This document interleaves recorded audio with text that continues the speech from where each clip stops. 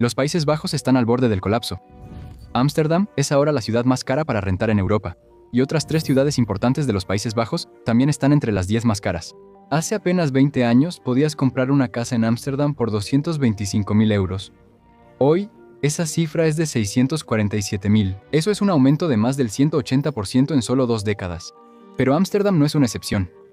En todo el país, los precios de las viviendas han subido un 120% en promedio, y la mayoría de esos aumentos han ocurrido solo en la última década. No es sorprendente que los mayores aumentos hayan ocurrido en la región de Randstad, un anillo de ciudades importantes, incluyendo Ámsterdam, Rotterdam, La Haya y Utrecht, que están todas conectadas por suburbios y pequeños pueblos. En total, la Randstad alberga a 8.1 millones de personas, casi la mitad de toda la población de los Países Bajos. En la Randstad, ni siquiera un salario superior al promedio te garantiza una vivienda. Tendrías que pagar 452.000 euros, más de 10 veces el salario promedio, solo para poder permitirte una vivienda típica. Sin embargo, a pesar de esto, los Países Bajos en general son bastante increíbles. El transporte público es excepcional, la infraestructura es fascinante, y las ciclovías no se comparan con las de ninguna otra ciudad importante.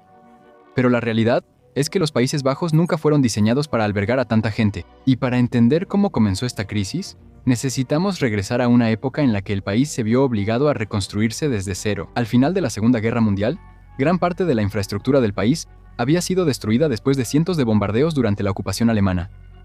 Rotterdam fue la más afectada. En mayo de 1940, bombarderos alemanes destruyeron 25.000 viviendas en un solo día, borrando casi por completo el centro histórico de la ciudad. En 1945, un barrio residencial en La Haya fue bombardeado por error por la Real Fuerza Aérea Británica. El ataque destruyó casi 3.300 viviendas y dejó a 30.000 personas sin hogar. Al final de la guerra, casi una cuarta parte de todas las viviendas en los Países Bajos habían sido dañadas, dejando al país con una enorme escasez de viviendas. El gobierno se quedó con la enorme tarea de reconstruir el sistema de vivienda, y resolverlo requeriría una intervención importante. Las asociaciones de vivienda, que existían principalmente para alojar a los trabajadores industriales, fueron puestas bajo una estricta supervisión gubernamental. En un momento en que la magnitud de la crisis dejaba poco espacio para el debate, el gobierno pudo invertir miles de millones en fondos públicos y comenzó a construir cientos de miles de viviendas asequibles en todo el país. Durante décadas, el sistema funcionó notablemente bien. La vivienda social se convirtió en una parte clave del estado de bienestar neerlandés.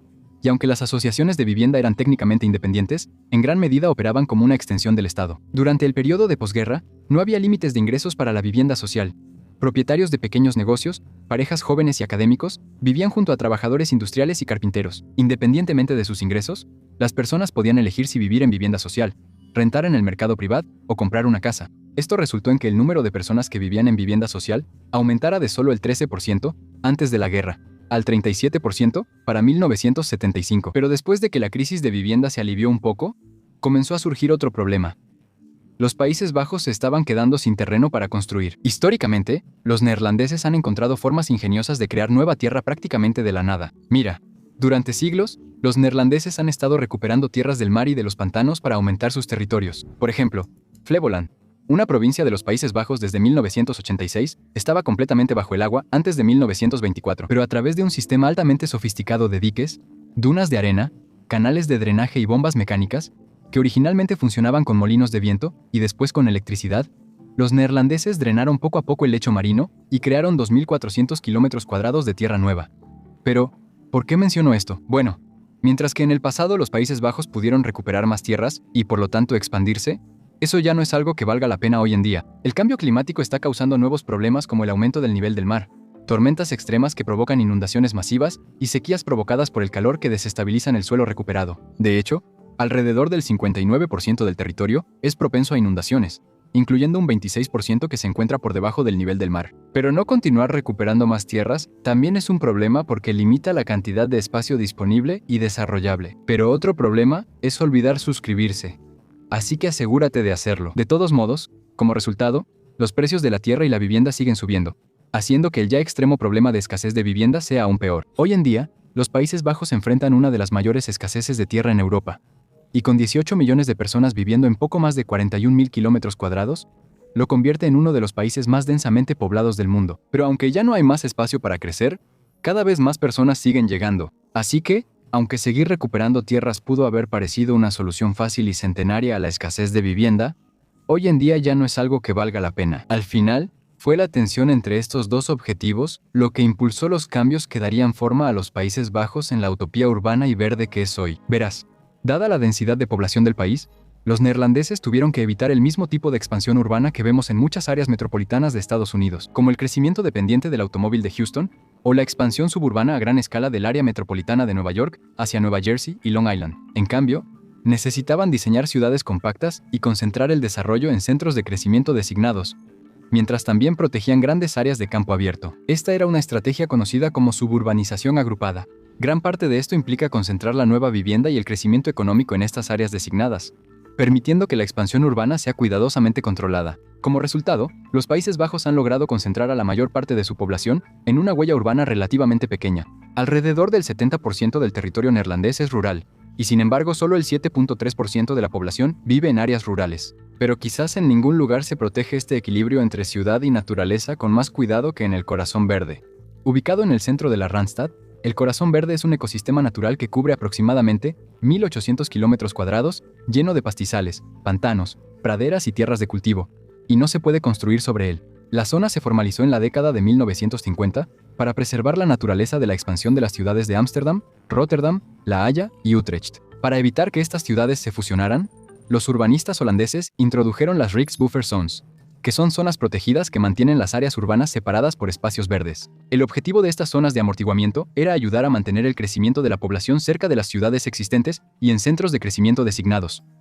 Pero esto hizo mucho más difícil que las ciudades se expandieran según sus propios criterios. El gobierno controló estrictamente el crecimiento poniendo límites a cosas como la altura de los nuevos edificios, conservando vistas panorámicas y utilizando herramientas económicas como impuestos sobre la tierra y subsidios para infraestructura para mantener todo bajo control. Así que después de un tiempo, no es de extrañar que estas estrictas leyes de zonificación empezaran a sentirse más como grilletes, impidiendo el desarrollo urbano orgánico. No solo se usaron las zonas de amortiguamiento para proteger la naturaleza, también se usaron para proteger sitios históricos, lo cual, siendo justos, es algo bueno. El distrito de los Canales de Ámsterdam, un sitio declarado Patrimonio de la Humanidad por la UNESCO, se dividió en una zona central y una zona de amortiguamiento para proteger las áreas históricamente importantes de la ciudad. Esto hizo que el centro quedara prácticamente vedado para el desarrollo urbano moderno. Proteger estas casas históricas ayuda a preservar el patrimonio cultural, fomenta la reutilización sostenible y fortalece las economías locales a través del turismo. Aunque, de nuevo, hay menos espacio. A medida que el sistema de planificación urbana del país se fue consolidando, vimos otra gran transformación en la política de vivienda de los Países Bajos, comenzando a principios de los años 90, pero esta vez con motivaciones muy diferentes. El gobierno comenzó a liberalizar el sistema, y uno de sus objetivos era fomentar la propiedad de vivienda.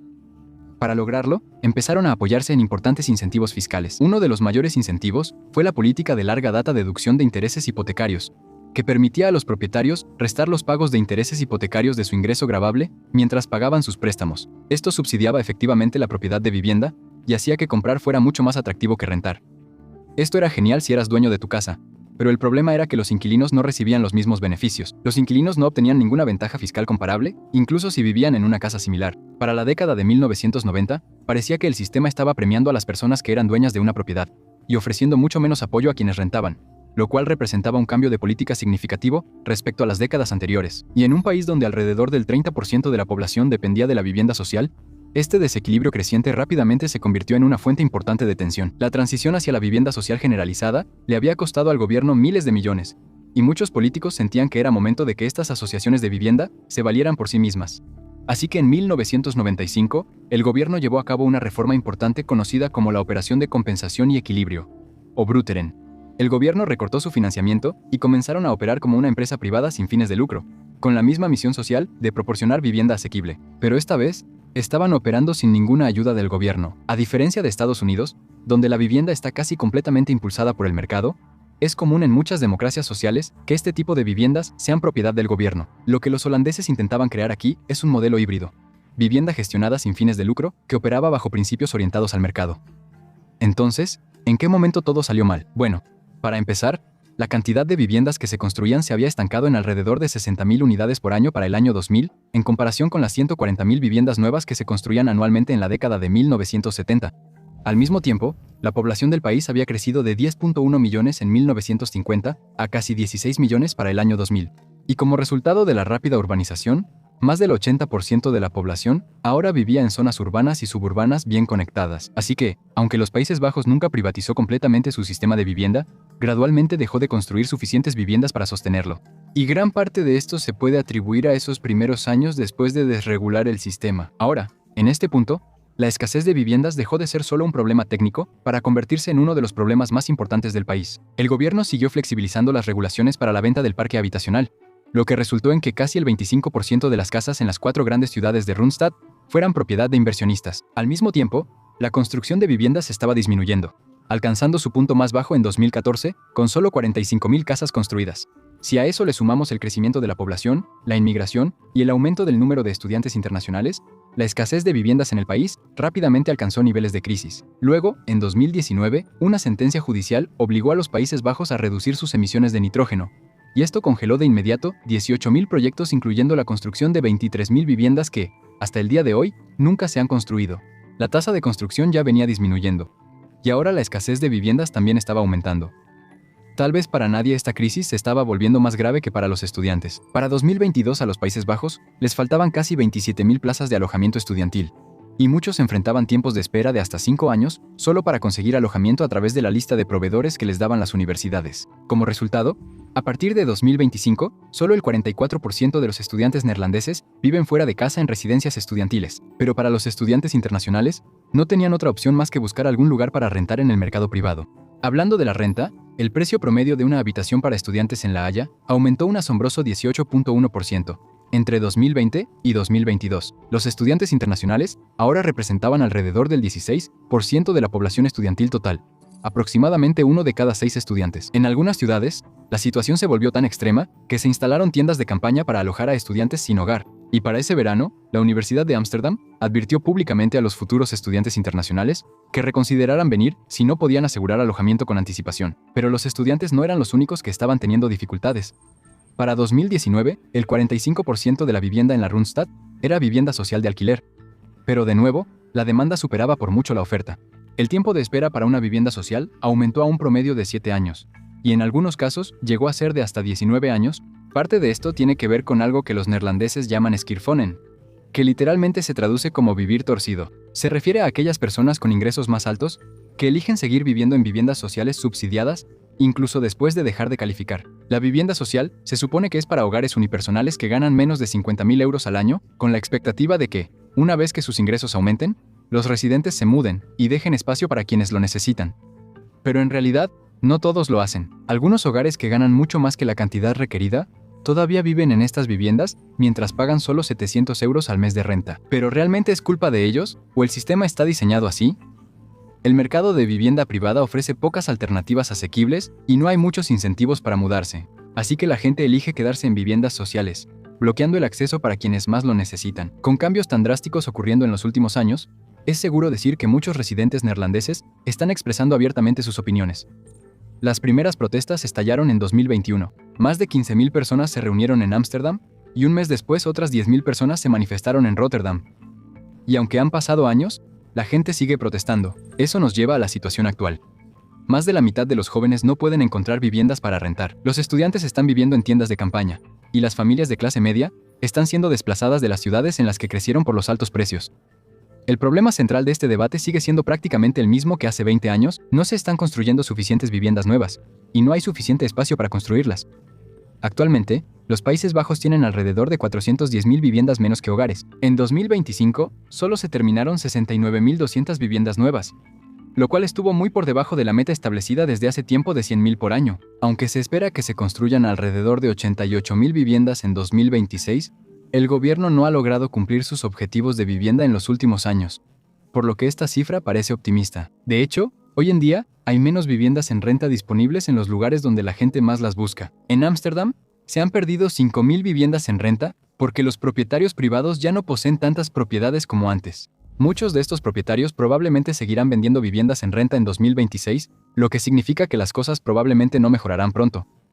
Al menos para quienes buscan rentar. Incluso si los inversionistas compran nuevos desarrollos de viviendas en renta en 2026, esas casas probablemente no estarán listas para que la gente se mude hasta 2027 o 2028. Como dije al principio, Ámsterdam fue nombrada la ciudad más cara para rentar en Europa en 2025. La renta promedio alcanzó los 2.164 euros al mes, pero lo más loco es que ese número en realidad representa una disminución del 1.6% en comparación con 2023. El problema no es que las rentas hayan subido brevemente, sino que siguen siendo estructuralmente inaccesibles. Entonces, ¿el gobierno realmente va a hacer algo para solucionarlo? A lo largo de los años, los neerlandeses han ideado formas bastante creativas de crear espacio cuando básicamente no hay ninguno. En el distrito de Burg de Ámsterdam, hay un vecindario llamado Waterbucht, que está completamente sobre el agua. Hay un conjunto de aproximadamente 93 casas flotantes, y no son las típicas casas flotantes. Son casas reales. Flotan junto a muelles y están sujetas a pilotes de acero.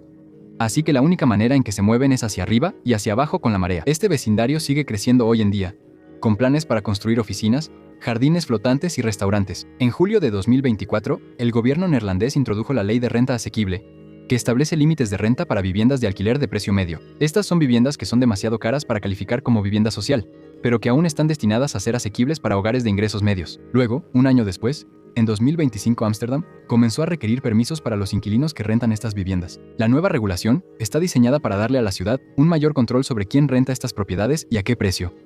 Bajo este sistema, los propietarios ya no pueden elegir libremente a los inquilinos. En cambio, los inquilinos deben cumplir con requisitos de ingresos específicos.